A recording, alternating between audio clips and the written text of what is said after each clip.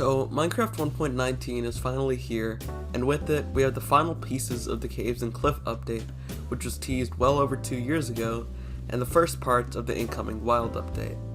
These came in 3 pieces. 1.17 introducing 2 new cave types which felt distinctly unfinished at the time, and made the game, in normal survival, borderline unplayable for me personally. The introduction of axolotls and glow squids were cool, but they didn't blend into their habitat, and this wouldn't be rectified for about 10 months. Last November, 1.18 came out, and finally fixed the caves so they'd go down to -64, and added the mountain biome as promised. These new mountains would stretch up to 200 blocks up, and is still one of the most impressive features the game has ever released. But the key, most advertised, and definitely the coolest feature was kept under development for a whole another 8 months. This past week, 1.19 finally dropped, giving us the Deep Dark, Warden, and Ancient Cities.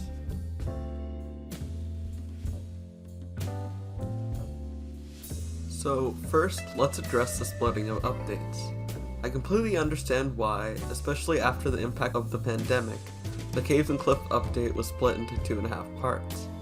But just how raw the game was left feeling during 1.17 is inexcusable. I would have rather gotten 1.17 and 18 bundled together with a 2-year wait from the previous update. 1.17 was just not an adequate update compared to the previous ones. Let's take a look. 1.15 was released at the end of 2019, and was a relatively small update which added bees, their related items, and improved bugs. It also improved parity between the Bedrock and Java versions, which could be a whole video on its own. This came 8 months after the previous update, and it was decent for what it did as an interlude between 2 larger updates. 1.16, the following update, was massive. It was another revamp, adding 4 new biomes, several new mobs, new armor and tool types, and most importantly, Pigstep.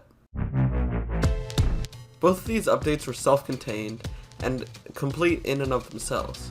1.17 gave us half of 2 biomes, a few mobs, only one of which actually spawned naturally.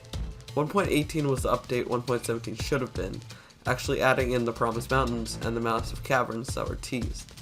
But we still had to wait another year for 1.19, adding the final and most advertised feature, the Deep Dark. Not packaging these together and releasing them in bits and pieces made each part feel inadequate in comparison to the whole, and generally let down the community. Every update, people were looking forward to the Warden, and were disappointed with the numerous setbacks and weird dispersal of the update as a whole.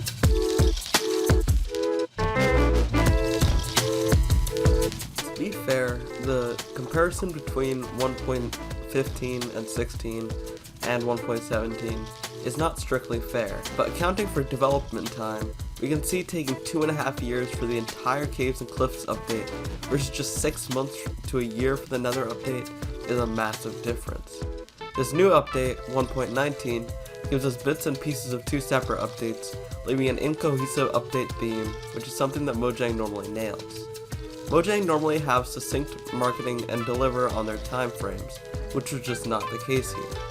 Let's look back at some more major updates, starting in the Minecon era.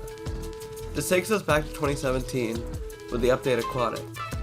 This was very cohesive, introducing dolphins, turtles, live fish, the drowned, and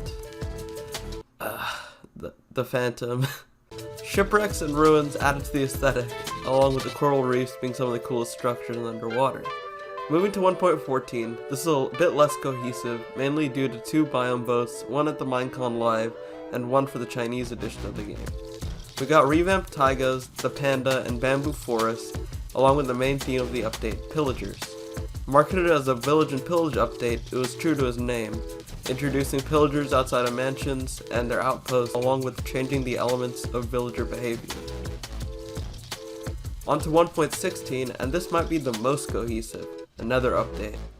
As I said before, it added new biomes, mobs, and even a new armor type, taking one of the worst looking biomes in the game to one of the coolest, and adding new mechanics around piglins, bastions, and their trades.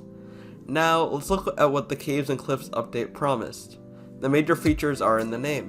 Revamped cliffs with the beautiful new mountain generation, increasing the height limit, and new caves going down to -64, and 3 new cave biomes in the Lush Cave, Dripstone Cave, and the Deep Dark.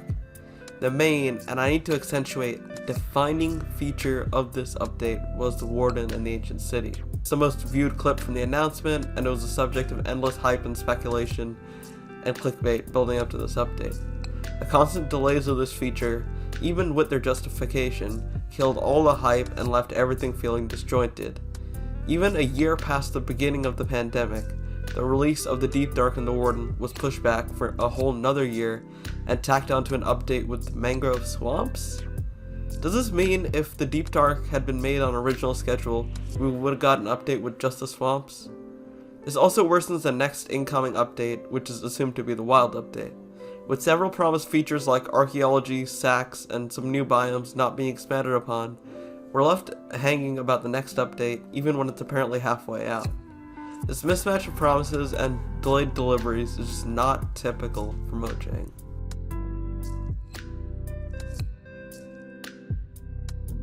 Okay, so I know this video's probably clickbaited about the Warden.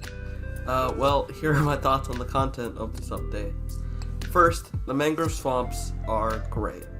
I like the theme, I like how they incorporated a niche and rare real-life environment, and how they switched up the normal swamp biome, which had little appeal other than slime spawns, and was, let's just be honest, probably the ugliest biome in the overworld.